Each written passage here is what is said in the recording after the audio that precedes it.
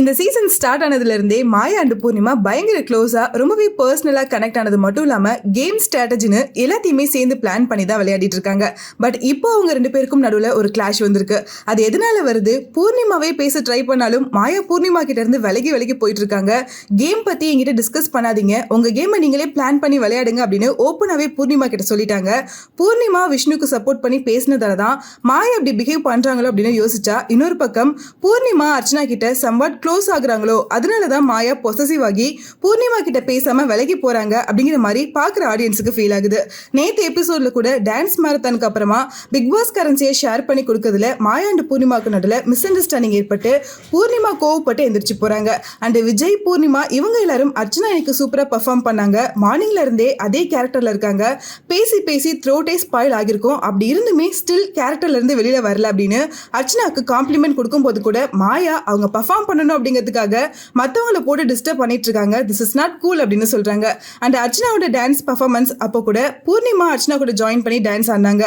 அந்த இடத்துலயுமே மாயோட reaction change ஆனிச்சு. அவங்க ரொம்பவே பொசசிவ் ஆகுறாங்க. அர்ச்சனா கூட பூர்ணிமா பேசுறதும் அவங்கள பத்தி பாசிட்டிவா பேசுறதும் மாயாவுக்கு பிடிக்கல, அதனாலதான் இப்படி பிஹேவ் பண்ணிட்டு இருக்காங்க அப்படின்னு பிக் பாஸ் பாக்குற ஆடியன்ஸுமே சோஷியல் மீடியால கமெண்ட் பண்ணிட்டு இருக்காங்க.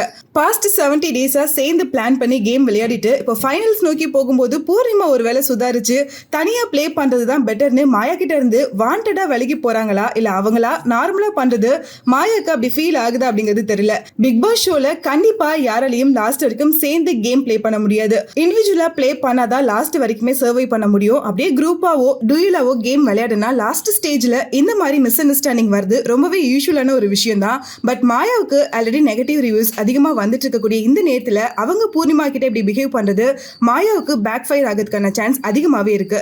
என்னதான் மாயா பூர்ணிமாவோட கேம் ஸ்ட்ராட்டஜி யாருக்கும் பிடிக்கல அப்படின்னாலுமே இவங்க ரெண்டு பேரோட ஃப்ரெண்ட்ஷிப் பாண்டிங் பார்க்கறதுக்கு ரொம்ப அழகா இருக்கு அப்படின்னு பாசிட்டிவான கமெண்ட்ஸ்மே வந்துட்டு இருந்துச்சு.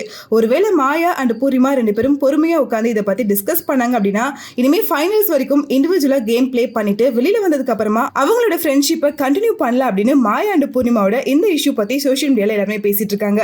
நீங்க மாயா பூர்ணிமா கிட்ட இருந்து விலகி இருக்கிறத பத்தி என்ன நினைக்கிறீங்க அப்படிங்கறத கமெண்ட்ல என் கூட ஷேர் பண்ணுங்க.